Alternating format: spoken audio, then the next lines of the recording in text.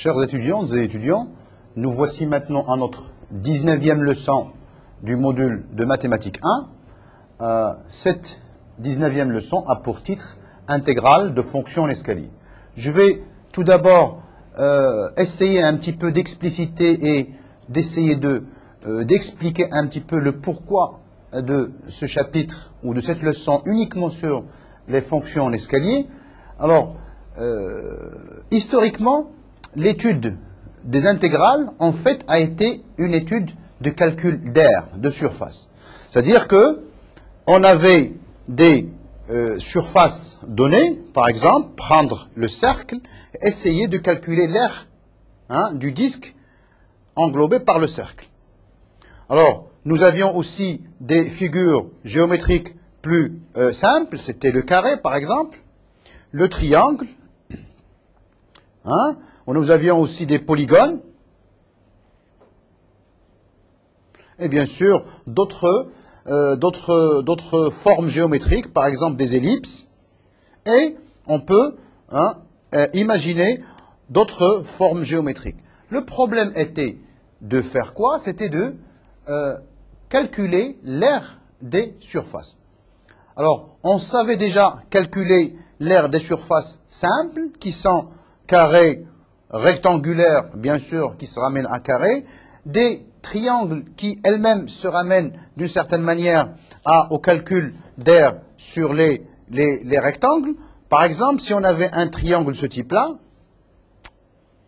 on n'avait qu'à adjoindre un petit peu son symétrique ici, se ramener à un triangle ou à un carré, et puis faire la division par deux. Donc, une surface comme un triangle était aussi considérée comme une surface élémentaire.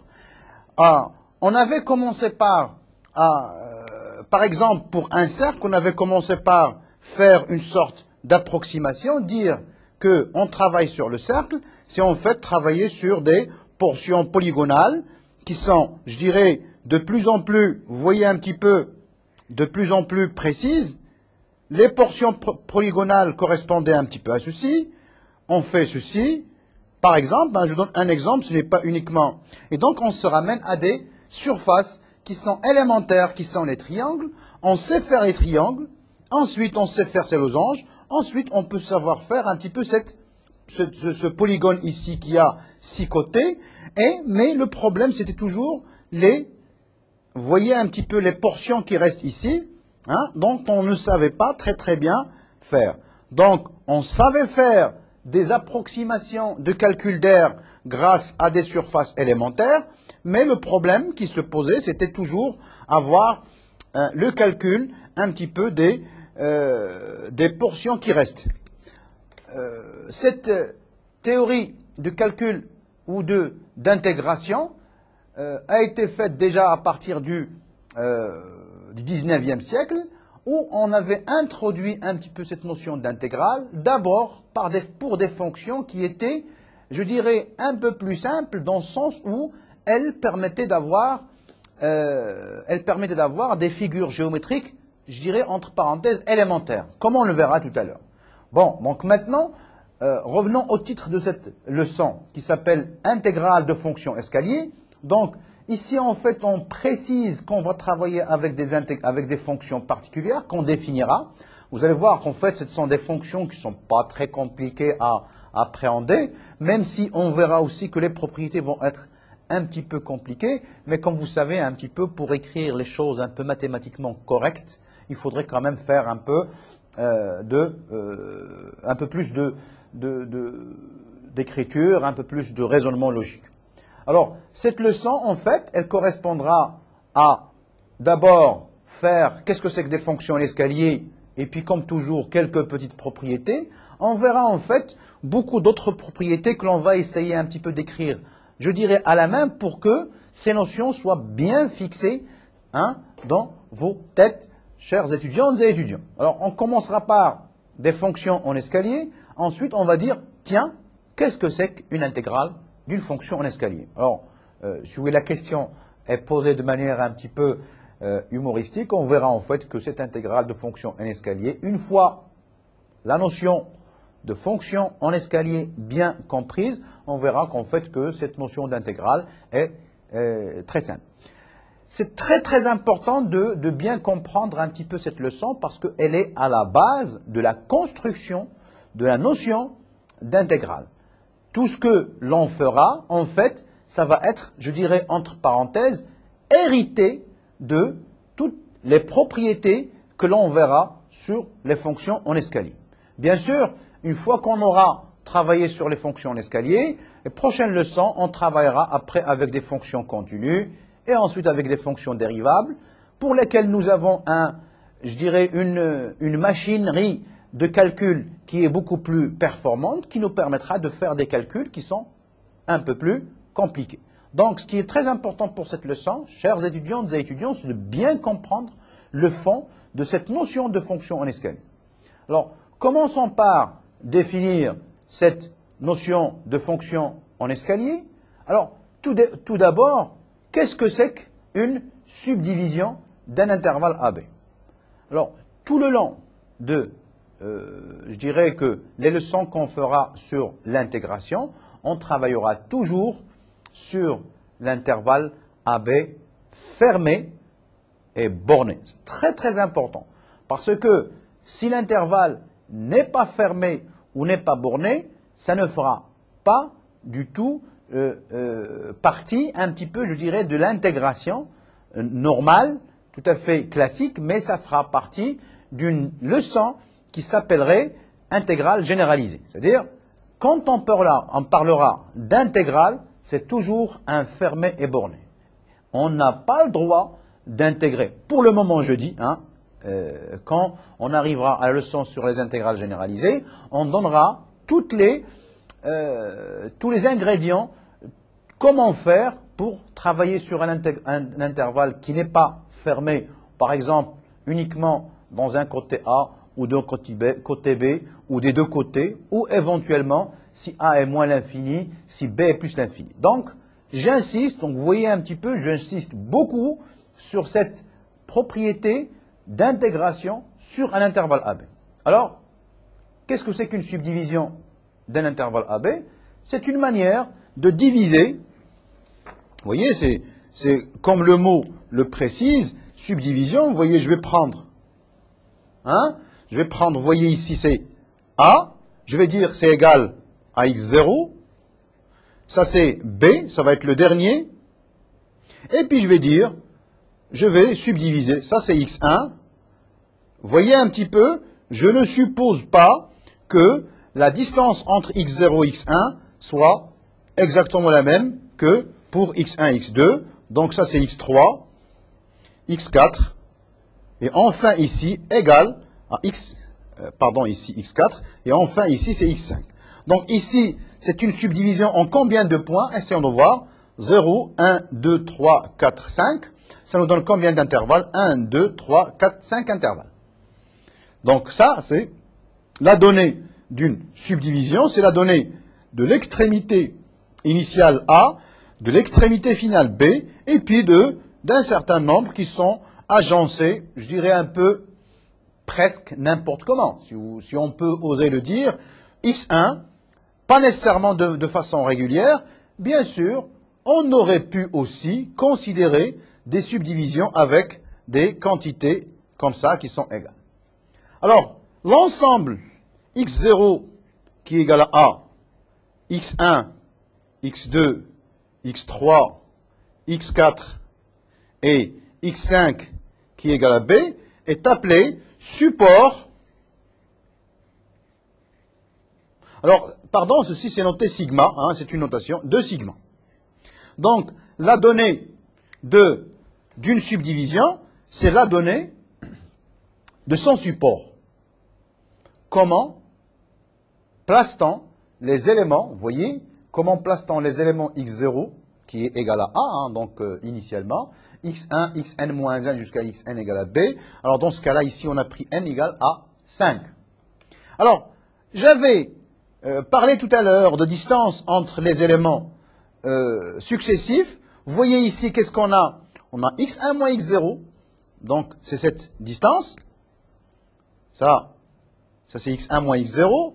Ça, c'est x2 moins x1. Vous voyez un petit peu ici, je prends toujours par valeur supérieure, x2 moins x1 pour avoir des valeurs positives. Sinon, si on n'est pas sûr que ceci ou cela, on prendra des valeurs absolues, mais bon, c'est pas nécessaire. x2 moins x1, c'est la longueur du deuxième intervalle. x3 moins x2, c'est la longueur du troisième. x4 moins x3, c'est la longueur du quatrième. Et enfin, x5 qui est b moins x4, c'est la longueur de... Alors, le dessin que j'ai fait, il paraît qu'en fait, la plus petite valeur, c'est celle-là. Donc ici, on dira, je prendrai h est égal à max des quantités xk plus 1 moins xk. Alors bien sûr, pour k compris entre 0 et 4. Alors ici, la plus grande valeur, c'est x2 moins x1. La plus petite valeur, c'est x3 moins x2. En fait, on dira le pas. Donc cette quantité h est appelée pas de la subdivision. Donc attention, c'est un max, hein, et non pas un min. Donc je ne prendrai pas la plus petite, mais je prendrai la plus grande. Donc ça, c'est le pas de la subdivision. Je voudrais aussi faire quelques petites précisions sur les subdivisions. Alors, si sigma et sigma prime sont deux subdivisions, d'accord? Alors, sigma est dite plus fine que sigma prime, si seulement si le support, alors vous avez, rappelez-vous que le support c'est l'ensemble des indices x0, x1 jusqu'à xn, le support de sigma est inclus, contient support de sigma prime. Alors je vais donner juste un petit exemple. Supposons que sigma prime c'est donné par x0 égale à a, x1, x2, x3, x4 et enfin x5 égale à b. Sigma c'est x0 égale à a, x1, x2, x3, x4, x5 et enfin x6 égale à b.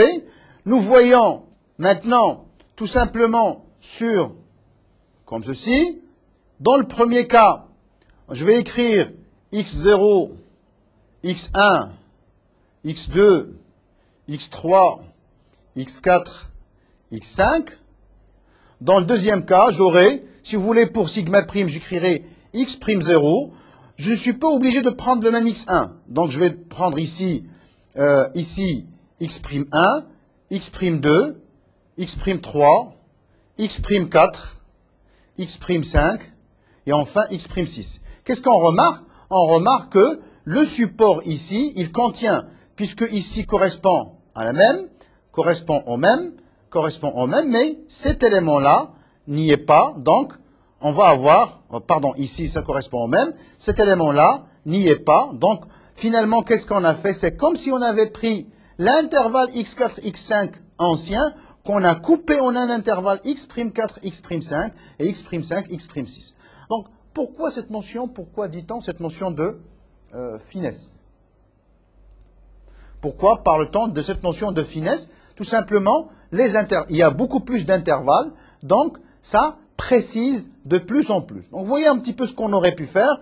On aurait pu prendre le premier intervalle et le couper en deux, ou peut-être en trois, le deuxième en deux ou en trois, et ainsi de suite. Et donc, nous aurons beaucoup plus de points. Et l'avantage de ce que l'on voudrait faire, c'est que la distance entre les points devienne de plus en plus petite. Alors, l'exemple que j'ai pris n'a pas trop changé un petit peu ces distances-là, mais en fait, le but, c'est de le faire.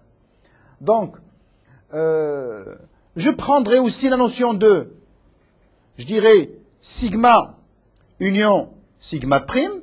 Elle est donnée par quoi? Support de sigma union support. Donc ici, c'est une réunion ensembliste, support sigma prime. C'est-à-dire, les éléments qui sont là, on ne va pas les répéter, mais les éléments qui ne sont pas là, on va les ajouter. Donc, quand je parlerai de de subdivision sigma union sigma prime, c'est pour affiner cette écriture de sigma ou de sigma prime. Donc pour avoir des subdivisions plus fines. Alors le mot ici, plus fine, ça va être dans le sens de plus en plus précis. Alors maintenant, on va prendre une application qui va toujours, je précise ici, c'est très très important, de l'intervalle fermé borné. Attention, ne faites pas l'erreur de prendre un intervalle non borné, qui contient l'infini. Ne faites pas l'erreur de faire un intervalle qui est soit ouvert du côté A, soit ouvert du côté B, ou des deux côtés. Donc j'insiste un petit peu, vous voyez, quitte à me répéter pour insister. On dira que phi est en escalier si j'ai une subdivision sigma k et un ensemble de réels lambda 0, lambda n, n-1, tel que, pour k compréhende 0 et n-1, quel que soit t dans xk plus 1, et vous voyez ici, cela signifie tout simplement que ça ne me regarde pas trop ce qui se passe sur les extrémités xk et xk plus 1, mais ce qui m'intéresse le plus, c'est de prendre entre xk et xk plus 1. Alors, premier exemple, je dirais, exemple de fonction en escalier, par une fonction constante.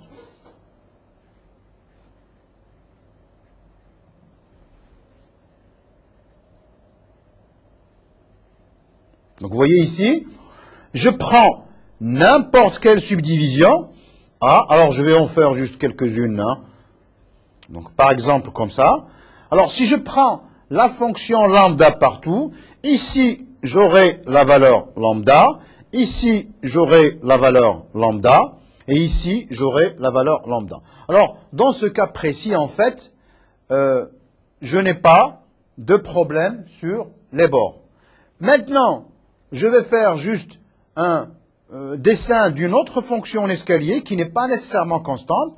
Je prendrai ici A, je prendrai ici B, je prends ici, ça c'est x1, ça c'est x2, d'accord? Alors, je prendrai ici une valeur, donc ici pour nous, ça va être la valeur lambda 0, je prendrai ici une valeur lambda 1, et donc, tel que cela, ici, une valeur lambda 2. Bien sûr, les valeurs lambda 0, lambda 1 et lambda 2 peuvent être tout à fait différentes, mais le cas échéant, elles pourraient être éventuellement égales, auquel cas, on obtiendrait une fonction constante. Mais c'est pas sûr, hein. Il se peut que, aux valeurs, sur les extrémités des xi, je pourrais avoir un certain nombre de fonctions. On ne prétend pas ici avoir des relations ou des propriétés de continuité. Donc, ce qui est très important, vous voyez, nous nous intéressons pas trop à ce qui se passe aux extrémités des intervalles qui définissent la subdivision. Alors, le fait de définir une fonction en escalier sur une subdivision donnée infère la définition suivante. On dira que la subdivision sigma est subordonnée ou encore adaptée à la fonction phi qui a été définie en escalier. C'est-à-dire que cette manière de subdiviser ou de diviser l'intervalle est adaptée à la manière de définir la fonction. Donc, sur le premier intervalle lambda 0, quitte à oublier ce qui se passe en A et en x1. Sur le deuxième intervalle lambda 1, quitte à oublier ce qui se passe en x1 et en x2. Là, sur la valeur lambda 3, sur le troisième intervalle, quitte à oublier un petit peu ce qui se passe en x2 et en b.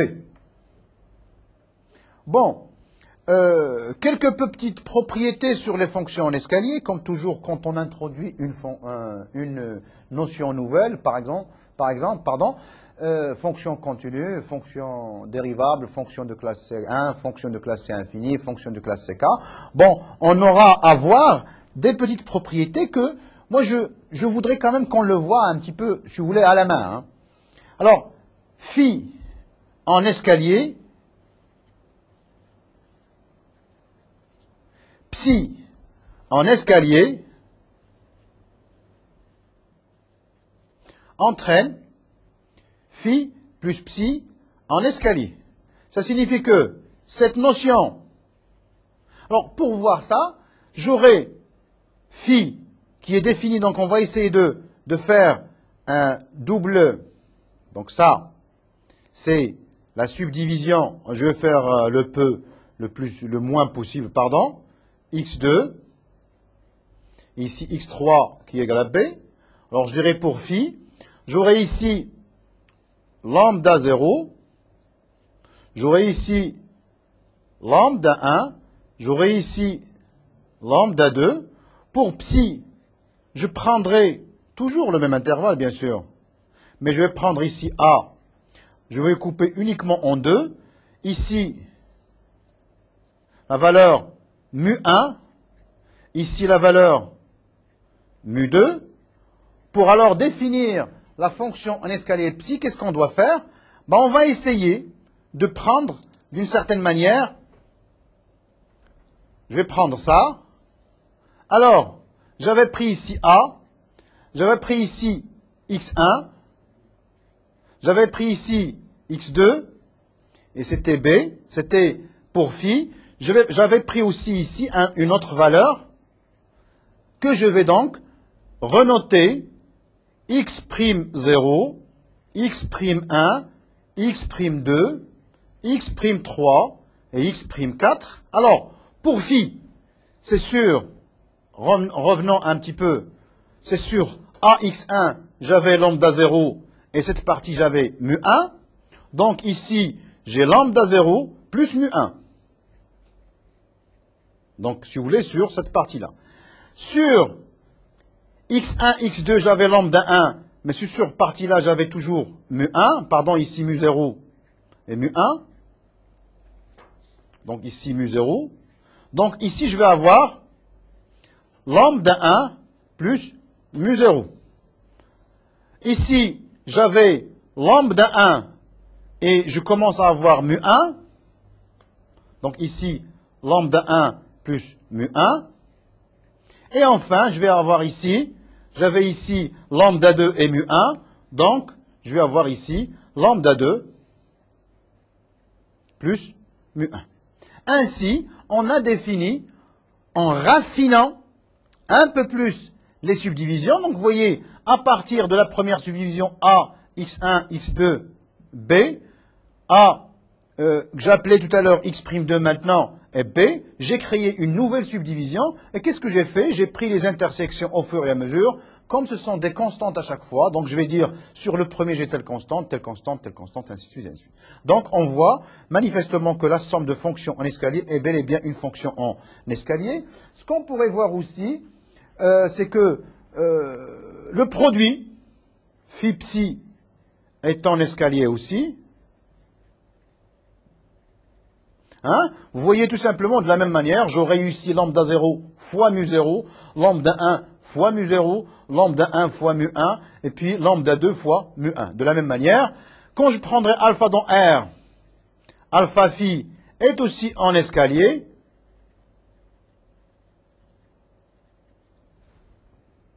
Et donc nous avons fait, de la même manière que l'on avait fait pour les fonctions continues, quelque chose qui s'appelle un petit peu quelques opérations sur les fonctions en escalier. Alors, je pourrais aussi définir l'inverse, 1 sur f, sauf si une des valeurs lambda i que l'on a précité d'avance soit nulle.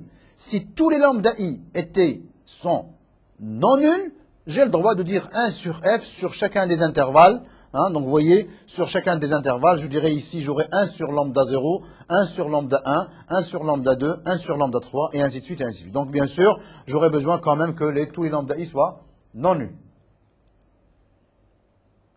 Alors, je prends maintenant un intervalle de R pour dire qu'est-ce que c'est qu'une fonction en escalier maintenant, non pas sur un fermé borné, sur un intervalle de R, donc qui est de l'intérieur non vide, pour que je puisse dire qu'il n'y a pas uniquement que des points isolés, auquel cas le cas ne serait pas du tout intéressant. Je prends une application ou une fonction, comme je dis toujours, hein, donc je pourrais toujours parler de fonction ou d'application, de i dans R. On dira que phi est en escalier sur i s'il existe un segment. Donc vous voyez, je vais faire ici je prends, par exemple, la demi-droite qui va vers plus l'infini. Dire qu'elle est en escalier, c'est que je peux trouver un A, je peux trouver un B. Là-dessus, la fonction est nulle. Là-dessus, la fonction est nulle. Et puis là-dessus, la fonction en escalier, donc avec une certaine subdivision, avec ici un certain lambda 0, un lambda 1, un lambda 2 et un lambda 3. Donc, qu'est-ce que c'est qu'une fonction en escalier sur un intervalle quelconque de R?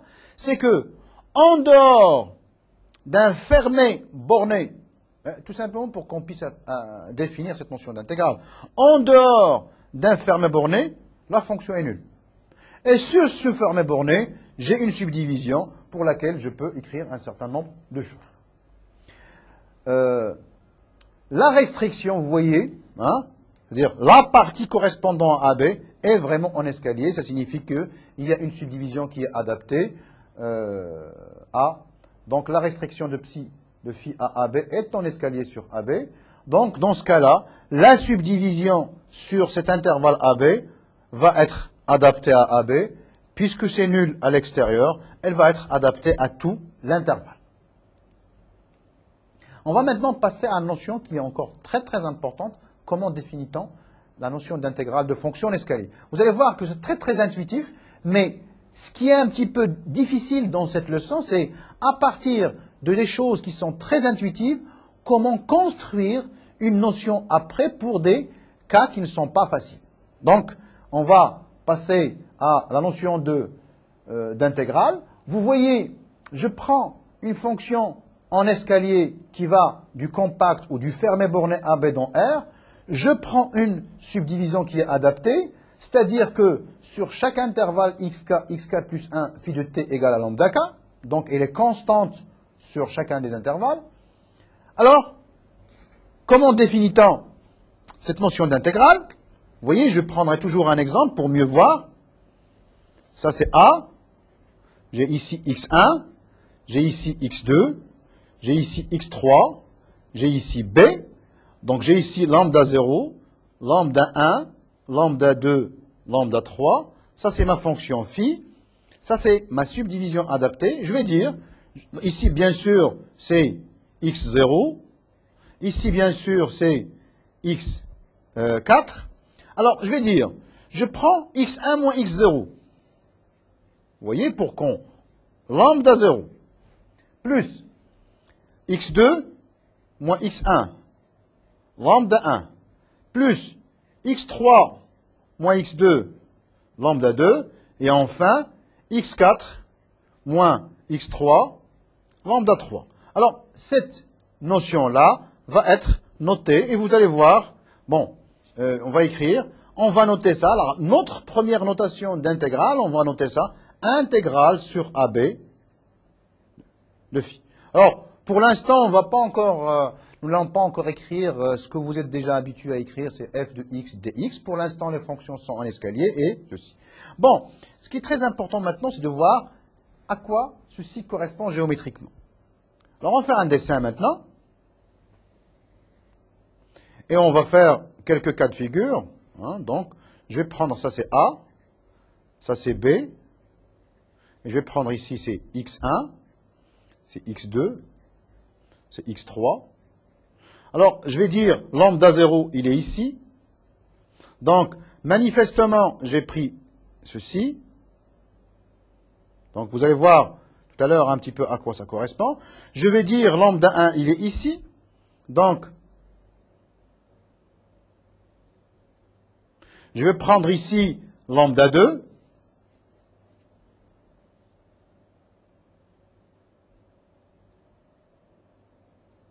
Et enfin, je vais prendre ici lambda 3.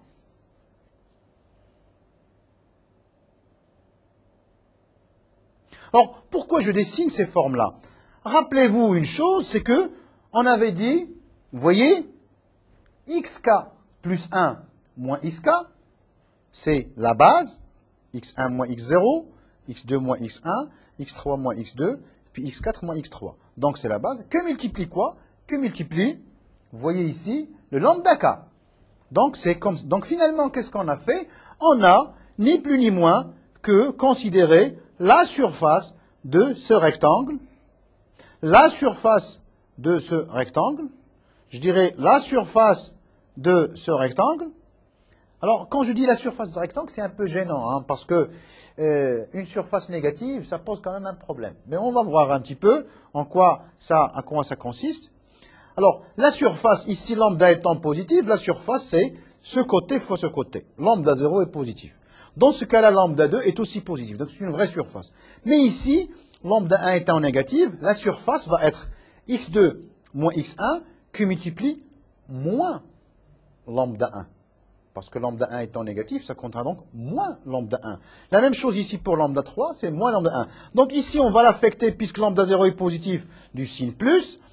Lambda 2 étant positif, on va lui affecter le signe plus. Ici, on va lui affecter le signe moins. Ici, on lui avait affecté le signe moins. Donc, en fin de compte, ceci, finalement, n'est ni plus ni moins que prendre les aires des surfaces algébriquement.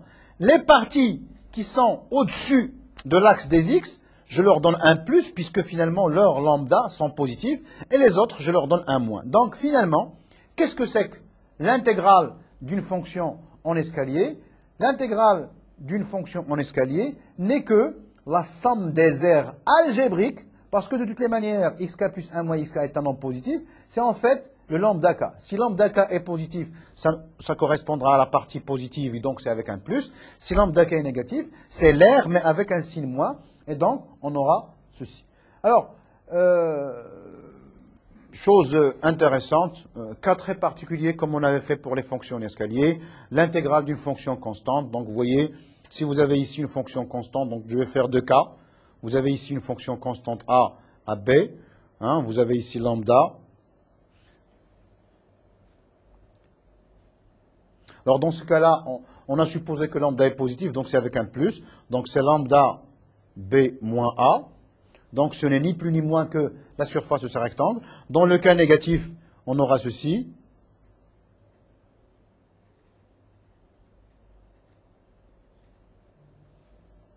Hein? Donc ici, avec un signe moins, c'est lambda b moins a. Mais dans ce cas-là, on sait que la surface géométrique, c'est moins lambda moins a. Donc c'est comme si on a fait moins lambda qui multiplie moins pour avoir le lambda moins a, tout simple. Donc,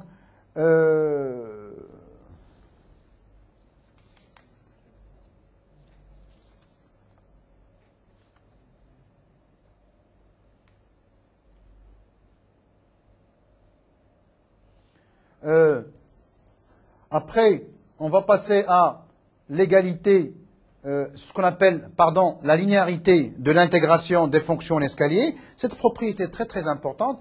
La démonstration est un petit peu pénible. Pourquoi? Parce que d'abord, définir la fonction en escalier phi, sa subdivision adaptée, prendre la fonction en escalier psi, prendre sa subdivision adaptée, et enfin prendre la subdivision plus fine correspondant à alpha phi plus bêta psi. Mais on peut le faire, si vous voulez, pour montrer tout simplement que l'intégrale de alpha phi plus bêta psi est égale à alpha fois l'intégrale de phi plus bêta fois l'intégrale de psi. Donc, si vous voulez, cette notion, on l'appelle la linéarité un petit peu de l'intégrale d'une fonction escalier. Alors, des propriétés un petit peu assez intéressantes, si vous voulez, qui sont quand même à la base de ce que l'on va faire pour les fonctions continues, c'est que si phi et psi diffèrent sont tous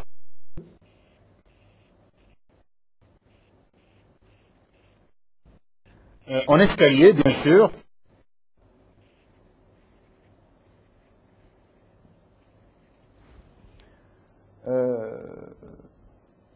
et surtout ne diffèrent